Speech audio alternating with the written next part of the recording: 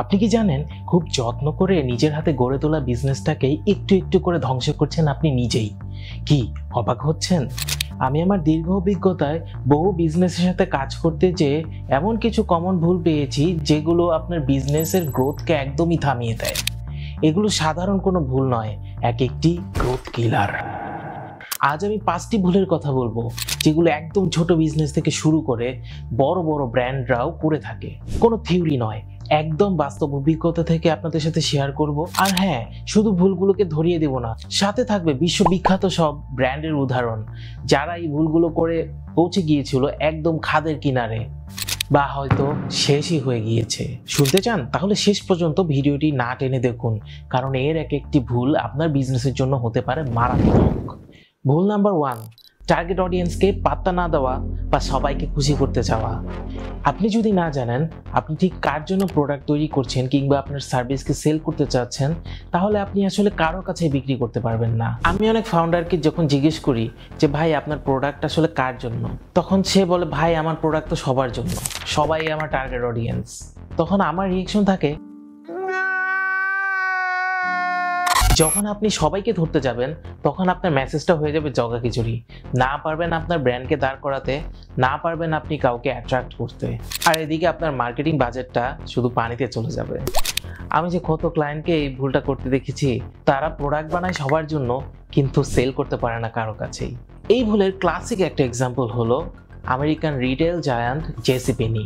জেসিপেনি মূলত টার্গেট করেছিল middle class পিপলদেরকে এবং তাদেরকে টার্গেট করে বিভিন্ন ধরনের অফার, ডিসকাউন্ট তারা শেয়ার করত।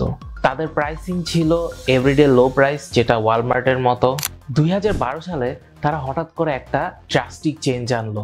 বাজেট ফ্রেন্ডলি কাস্টমার অডিয়েন্সকে ভুলে যে হঠাৎ করে তারা আপ মার্কেট করা শুরু করলো, মানে যাতে ওঠার চেষ্টা করলো। তারা নতুন একটা প্রাইসিং স্ট্র্যাটেজি আনলো, ফেয়ার অ্যান্ড শেয়ার, এবং পুরনো যে প্রাইসিং স্ট্র্যাটেজি মানে ডিসকাউন্ট দেওয়া সেটা বন্ধ করে দিল। ফলাফল, তাদের পুরনো কাস্টমার সুইচ করতে শুরু করলো ওয়ালমার্টে।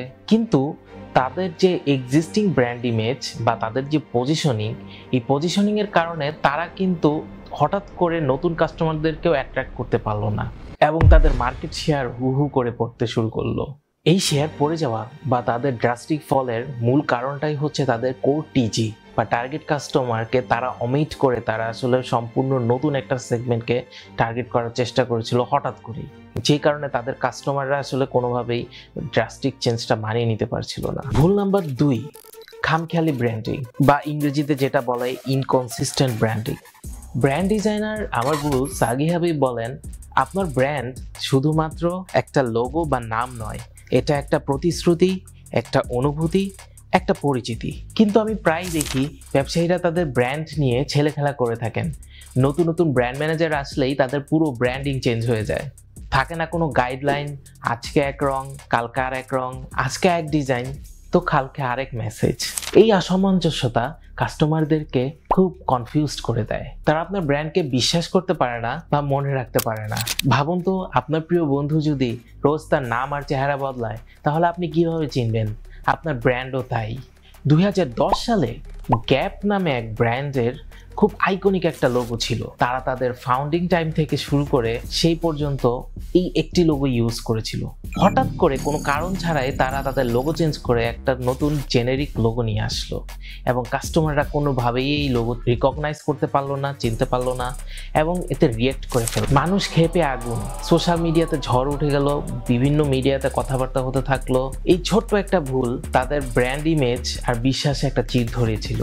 অর্থাৎ আমরা বুঝতে পারি ব্র্যান্ড ইনকনসিস্টেন্সি একটা ব্র্যান্ডের জন্য কতটা হার্মফুল হতে পারে। এই ব্র্যান্ড ইনকনসিস্টেন্সির আরেকটা ক্লাসিক এক্সাম্পল হলো ট্রপিকানার প্যাকেজিং চেঞ্জ। ট্রপিকানা তাদের প্যাকেজিং চেঞ্জ করার 6 সপ্তাহের ভিতর আবার পুরনো প্যাকেজিংয়ে ফেরত গিয়েছিল। এই ক্লাসিক ফেলিওর নিয়ে আমার একটা বিস্তারিত ভিডিও আসছে খুব শীঘ্রই, তার আগে আমার চ্যানেলটা সাবস্ক্রাইব করে ফেলেন। ভুল নাম্বার 3, যুগের সাথে সাথে তাল মেলাতে না পারা। পরিবর্তনই সংসারের নিয়ম, এই কথাটা বিজনেসের সাথে 100% সত্যি। মার্কেট বদলাচ্ছে, টেকনোলজি বদলাচ্ছে, সাথে সাথে আপনার অডিয়েন্সের অভ্যাসও বদলাচ্ছে। আপনি যদি চোখ কান বন্ধ করে পুরনো ধ্যান ধারণা নিয়ে বসে থাকেন, তাহলে আপনার বিজনেসের লাল বাতি জ্বলার সময়ের অপেক্ষা মাত্র। অনেক বাঘা বাঘা কোম্পানিকে কিন্তু এই একটা ভুলের জন্য একেবারে ধুলোয় মিশে যেতে হয়েছে, যার সবচেয়ে ক্লাসিক এক্সাম্পল হচ্ছে কোডাক। তারা ভেবেছিল তাদের রাজত্ব কেউ কাটতে পারবে না, কিন্তু নতুন টেকনোলজি এসে তাদের দুর্গ ভেঙে চুরমার করে দিয়েছে। একসময় পাড়ায় পাড়ায় দেখা যেত কোডাকের স্টুডিও, এখন কিন্তু আর সেটা দেখা যায় না। একসময় যখন ছিল ফিল্ম ফটোগ্রাফির যুগ এবং আস্তে আস্তে ডিজিটাল ফটোগ্রাফি আসা শুরু হলো, কোডাক সেই টেকনোলজির সাথে অ্যাডপ্ট না করে তারা পুরনো ফিল্ম সিস্টেমেই বহাল ছিল এবং যেই কারণে সময়ের সাথে সাথে তাদেরকে হারিয়ে যেতে হয়েছিল। ফুজি ফিল্ম আরেকটা কোম্পানি যারা আসলে ফিল্ম টেকনোলজি নিয়ে কাজ করত, তারা কিন্তু অ্যাডপ্ট করে এখন পর্যন্ত টিকে আছে। সেম হয়েছিল ব্লকবাস্টারের ক্ষেত্রে। ব্লকবাস্টার মূলত একটা কোম্পানি যারা সিডি ডিভিডি ভাড়া দিত, আমাদের এলাকা যেরকম দেখা যেত সেরকম। মনে আছে ভিডিও ক্যাসেট আর সিডি ডিভিডি ভাড়া দেওয়ার দোকানগুলোর কথা? ইউএসএ তে ব্লকবাস্টার ছিল এই ধরনের চেইনের রাজা। কিন্তু ব্লকবাস্টারের প্রবলেম ছিল তাদের দোকানে যে সেই সিডি বা ডিভিডি গুলো ভাড়া নিয়ে আসতে হতো। নেটফ্লিক্স যখন ডিভিডি বাই মেইল এবং তারপরে স্ট্রিমিং নিয়ে আসলো, ব্লকবাস্টার কিন্তু তাদেরকে পাত্তাই দেয়নি এবং এখন দেখুন সময়ের সাথে সাথে ব্লকবাস্টার হারিয়ে গিয়েছে, নেটফ্লিক্স কিন্তু তাদের নতুন টেকনোলজি নিয়ে টিকে আছে। ভুল নাম্বার 4, নতুন কাস্টমারকে ধরতে যেয়ে পুরান কাস্টমারকে ভুলে যাওয়া। সবাই শুধু নতুন কাস্টমার চায়, ডিসকাউন্ট, অফার, অ্যাডভার্টাইজমেন্ট, সবকিছুর লক্ষ্য একটাই, নতুন শিকার, নতুন কাস্টমার ধরা। কিন্তু আপনার পুরান কাস্টমার কি হবে, যারা এতদিন ধরে আপনাকে সাপোর্ট দিয়ে গেছে, আপনার কাছ থেকে প্রোডাক্ট বা সার্ভিস নিয়েছে? এইটা একটা মারাত্মক ভুল। মনে রাখবেন, নতুন কাস্টমার পাওয়ার চেয়ে পুরান কাস্টমারকে ধরে রাখা এবং তাদেরকে আপসেল করা বেশি লাভজনক। কিন্তু ব্যবসায়ীরা প্রায় তাদের লয়াল কাস্টমারদেরকে ইগনোর করে। তাদের জন্য কোনো স্পেশাল ডিসকাউন্টও থাকে না, তাদের কোনো ফিডব্যাকও নেওয়া হয় না, মোটামুটি পুরোপুরি অমিট করা হয় তাদেরকে। একটা সময় ব্ল্যাকবেরি ছিল মোবাইলের রাজা, স্পেশালি কর্পোরেট সেক্টরে। কিন্তু আইফোন এবং অ্যান্ড্রয়েড এসে যখন মোবাইল ইন্ডাস্ট্রির ল্যান্ডস্কেপটা বদলে দেওয়া শুরু করলো, তখন কাস্টমারদের যে টেস্টও চেঞ্জ হওয়া শুরু করলো। এই জিনিসটা ব্ল্যাকবেরি অমিট করে গেল। তারা পুরনো কাস্টমারদেরকে ধরে রাখতে ব্যর্থ হলো, কারণ তারা তাদের চাহিদাগুলোকে আমলে নেয়নি এবং নতুন নতুন যে চাহিদাগুলো আসছিল কাস্টমারদের, সেগুলোকেও তারা অ্যাডপ্ট করতে পারেনি এবং যে কারণে ধীরে ধীরে তাদেরকে বাজার থেকে হারিয়ে যেতে হয়েছিল। ভুল নাম্বার 5, কোথায় টাকা যাচ্ছে তার হিসাব না রাখা। আপনি মার্কেটিংয়ে টাকা ঢালছেন, ফেসবুকে বুস্ট করছেন, গুগলে অ্যাড চালাচ্ছেন, ইনফ্লুয়েন্সার মার্কেটিং করছেন, কিন্তু আপনি কি জানেন কোন টাকাটা কোথায় কাজে লাগছে? কোন ক্যাম্পেইন থেকে সেলস জেনারেট হচ্ছে আর কোন ক্যাম্পেইনে জাস্ট টাকাই যাচ্ছে কিন্তু কোনো আরওআই রিটার্ন অন ইনভেস্টমেন্ট ফেরত আসছে না, সেটা কি ট্র্যাক করছেন? আমি অগণিত ছোট এবং মাঝারি কোম্পানি দেখেছি যারা এই ভুলটা করে যাচ্ছে। তারা ক্রমাগত টাকা ঢেলে যাচ্ছে, সেলসও আসছে, কিন্তু সেটার কোনো হিসাব রাখে না। কিছুদিন আগে এক পডকাস্টে এক ভাইকে বলতে শুনছিলাম, ওনারা হোম ডেলিভারি সার্ভিসের এক বিজনেস করছিলেন, কিন্তু টাকা শুধু খরচ করে যাচ্ছিলেন, সেটার যে রিটার্ন আসছে না সেই হিসাবটা তারা করছিলেন না এবং আলটিমেটলি তাদের সেই টাকাগুলো জলাঞ্জলি দিতে হয়েছিল। এটা অনেকটা ফুটা বালতিতে পানি ঢালার মতো। আপনি ঠিকই পানি ঢালছেন, কিন্তু পানি যে বেরিয়ে যাচ্ছে সেদিকে আপনার কোনো ভ্রুক্ষেপ নেই। এক্ষেত্রে কোনো বড় ব্র্যান্ডের উদাহরণ দেওয়ার বদলে আমি বলবো আশেপাশে তাকালে এরকম শত শত কোম্পানি পাওয়া যাবে যারা মার্কেটিংয়ে হাজার হাজার ডলার খরচ করছে, কিন্তু আমি দেখেছি পিক্সেলও সেট আপ করেনি।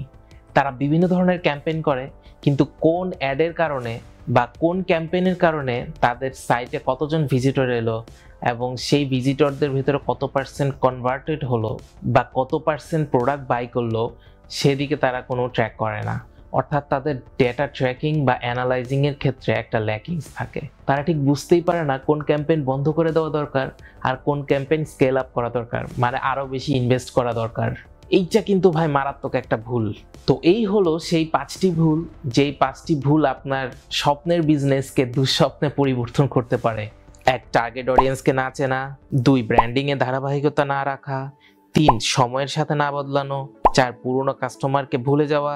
5, মার্কেটিং খরচের হিসাব না রাখা বা ডেটা ট্র্যাক না করা।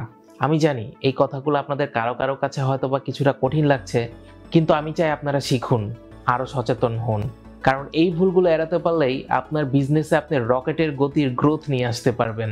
কমেন্টে জানান এই 5টি ভুলের কোনো একটা ভুল কি আপনি করেছেন বা নতুন কোনো বিষয় নিয়ে কি আপনি জানতে চান। মনে রাখবেন, ভুল করাটা দোষের কিছু না, কিন্তু ভুল থেকে না শেখাটাই হলো দোষের।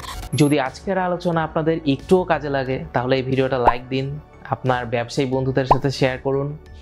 আজ এই পর্যন্তই, খুব শীঘ্রই দেখা হবে নতুন কোনো টপিক নিয়ে। সে পর্যন্ত ভালো থাকবেন।